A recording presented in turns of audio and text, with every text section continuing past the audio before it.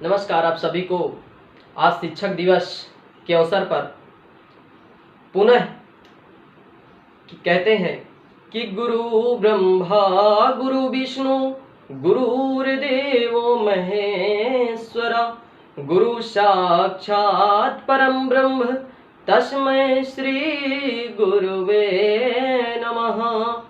गुरु ब्रह्मा गुरु विष्णु गुरुर्देवो महेश्वरा गुरु साक्षात् परम ब्रह्म तस्मै श्री गुरुवे नमः।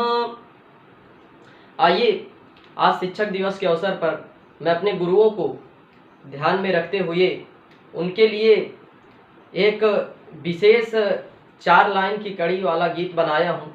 उस गीत को आप लोगों के समक्ष प्रस्तुत करता हूँ। और चूँकि गुरुओं का महत्व हमारे जीवन में बहुत है और उनके ही प्रेरणा से हम आगे बढ़ते हैं, और सभी के ऊपर ही चाहे आप गुरु को आप किसी भी रूप में, आपके माता पिता भी गुरु हो सकते हैं, बड़े भाई भी आपके गुरु हो सकते हैं, मतलब मन से आप जिनको मान लेते हैं वही आपके गुरु हो जाते हैं। और किसी न किसी व्यक्ति के जीवन में गुरु का स्थान बहुत ज़रूरी होता है, और मतलब गुरुओं का होना बहुत ज़रूरी होता है। यदि गुरु है तो उनके साथ पथ प्रदर्शक और मार्गदर्शक हैं, हमेशा उनकी राह को बेहतर से बेहतर बताते चले जाते हैं और आप अपने लक्ष्य को जो है प्राप्त कर पाते हैं।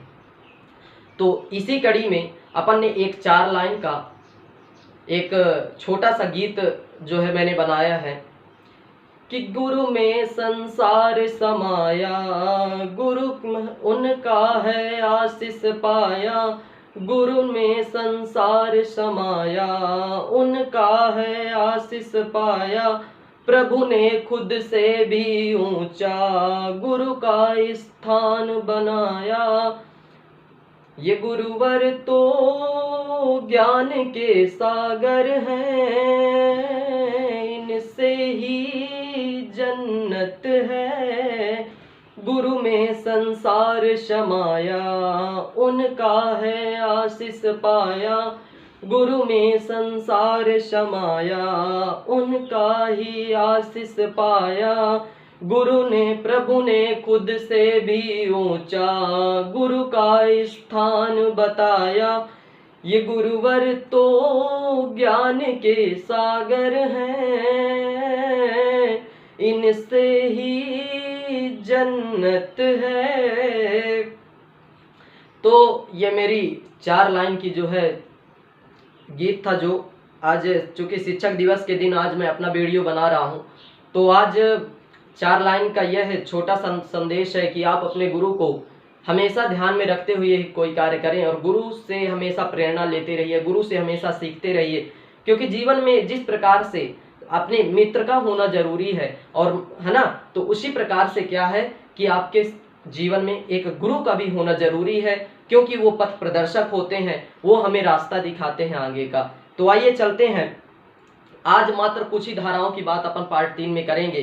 कि फर्स्ट अपन ने पार्ट नंबर 2 में धारा 17 तक आप बात किया था मैंने, और इसके बाद जो है धारा 18 से शुरुआत करना है। तो धारा 18 से शुरुआत क्या था कि RTE 2009 चल रहा था, जैसा कि आपने देखा है कि RTE 2009 का पार्ट नंबर 3 में लॉन्च कर रहा हूं। और पार्ट नंबर 3 में धारा 18 में बात की गई है कि बिना मान्यता के स्कूल नहीं चलाया जा सकता है, इसका उल्लंघन करने पर क्या होता है कि जुर्माना लगाया जाता है, शासन के द्वारा 1 लाख रुपए तक का जुर्माना है।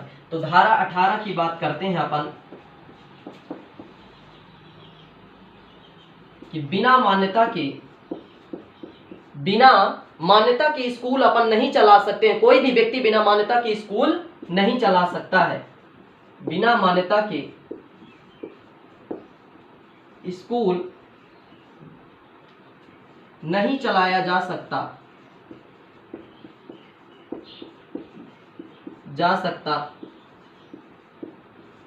यदि कोई व्यक्ति चला रहा है बिना मान्यता के, तो उस पे शासन जो है कितने का 1 लाख रुपए का जुर्माना करती है। कितने का 1 लाख रुपए का जुर्माना है, 1 लाख रुपए का जुर्माना। और प्रतिदिन यदि वो बंद नहीं कर रहे हैं, इतने के बाद भी नहीं बंद कर रहे हैं, तो 10,000 रुपए प्रतिदिन के हिसाब से जो है जुर्माना लगाया जाता है। 10,000 रुपए प्रतिदिन के हिसाब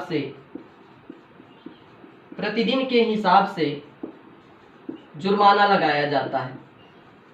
तो अब तो अधिकतर स्कूलें मान्यता प्राप्त हैं, लेकिन पहले बिना मान्यता के भी लोग बाग स्कूल चलाते थे। तो इसमें बताया गया धारा 18 में, आरटी 2009 के धारा 18 में बताया गया कि बिना मान्यता के स्कूल नहीं चलाया जा सकता है। चलाने पर 1 लाख रुपए का जुर्माना लगेगा, और यदि इतने के बाद भी स्कूल बंद नहीं होता है तो 10,000 रुपए प्रतिदिन के हिसाब से क्या होगा, जुर्माना लगेगा, है ना। और धारा 19 में बात की गई है कि धारा 19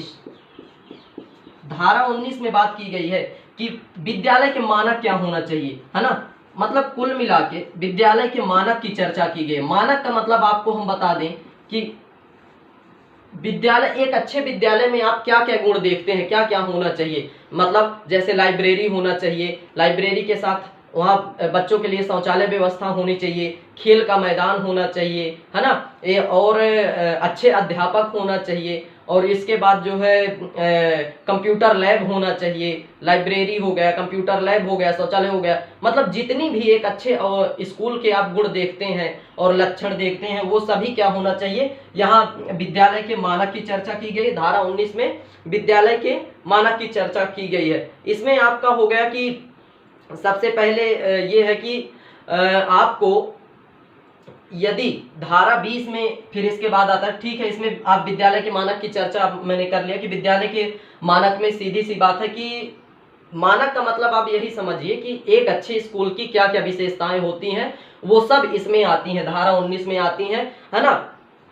और इसके बाद होता है धारा 20 आपका आता है। तो धारा 20 में क्या है कि सीधी सी बात है कि जो विद्यालय के जो मानक होते हैं, मतलब जो क्वालिटीज होती हैं, जो मतलब होना चाहिए, तो मानकों की संख्या कम या बढ़ा कौन सकता है। मानक पर, विद्यालय के मानक पर केंद्र सरकार ही केवल क्या कर सकती है, परिवर्तन कर सकती है। राज्य सरकार उसमें परिवर्तन नहीं कर सकती है। विद्यालय के मानक पर,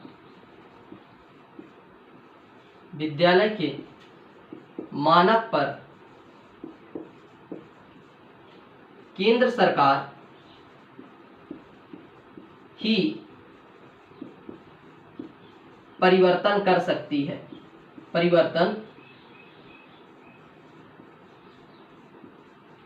कर सकती है, कर सकती है। अब इसके बाद भैया कि देखिए धारा 21 की बात कहा गया। ये मैं वीडियो आपका पार्ट 2 के पहले डाल दूंगा। पार्ट 2 अपना आपका आएगा कुछ दिनों के बाद आएगा। ये इसलिए मैं वो कर रहा हूँ चूंकि आज शिक्षक दिवस है, और शिक्षक दिवस के दिन चूंकि थोड़ा सा पढ़ाई भी हो जाए और आप लोगों से थोड़ा सा चर्चाएं भी करने का मौका मिले, इस कारण से मैं आज ये वीडियो को वो कर रहा हूँ, लॉन्च कर रहा हूँ। तो धारा 21 में बात की गई, एसएमसी की बात की गई है। धारा 21 में एसएमसी की बात की गई है, विद्यालय प्रबंधन समिति की। तो विद्यालय प्रबंधन समिति की चर्चा की गई है। तो इसमें कुल कितने 16 सदस्य होना चाहिए, जिसमें 16 सदस्य में से जो 11 सदस्य होते हैं वो अभिभावक होते हैं, और इसमें से एक प्रधानाचार्य होते हैं, एक सदस्य के रूप में प्रधानाचार्य को लिया जाता है, एक जो हेड मास्टर होते हैं उनको लिया जाता है। फिर उसमें 12वां होता है वो पंच होता है जो ग्राम का होता है। इसके बाद 2 सदस्य जो होते हैं तो वो कहाँ होते हैं, सीधी सी बात है कि 2 सदस्य जो होते हैं तो विधायक या किसी भी मतलब प्रतिनिधि के द्वारा नियुक्त किए जाते हैं। तो इस प्रकार से एसएमसी का गठन किया जाता है। प्रारंभिक विद्यालयों में एसएमसी का गठन किया जाता है। तो आज अपन इतनी ही चर्चा करेंगे, 4 धाराओं की बात करेंगे। 4 धारा, मुख्य रूप से 4 धाराओं की बात हो गई। और फिर से मैं आपको बोलना चाहूँगा कि यदि आपको मेरे पढ़ाने का तरीका और जो भी मैं मतलब कहा जाए कि जितनी भी एक छोटा सा भी टॉपिक यदि आपको देता हूं, यदि वो पढ़ाने का तरीका और यदि कुछ भी आपके मतलब वीडियो में यदि कुछ भी ऐसा लगता है कि हाँ इम्पोर्टेंट है, कहीं ना कहीं आपके जीवन में कुछ पहलू रखता है, कुछ भी मतलब वैल्यू रखता है, तो आप चैनल को लाइक करें, सब्सक्राइब करें और शेयर भी करें, अपने मित्रों तक पहुंचाएं, शिक्षक साथियों तक पहुंचाएं, है ना। और इसके बाद चूंकि आरटी 2009 की समझ रखना सभी के लिए महत्वपूर्ण है, तो आज फिर से मैं अपने सभी गुरुओं को शिक्षक दिवस की हार्दिक शुभकामनाएं देता हूं, और सभी बच्चों की तरफ से भी सभी शिक्षकों को हार्दिक शुभकामनाएं शिक्षक दिवस की। और इसी प्रकार मैं अपना पार्ट 4 लेके आऊँगा और मेरी कोशिश रहेगी कि पार्ट 4 में अपन इसकी 9 धाराएं और बची हुई हैं, तो पार्ट 4 में इसको RT 2009 को अपन समाप्त कर देंगे। धन्यवाद। शिखर चैनल को आगे बढ़ाइए।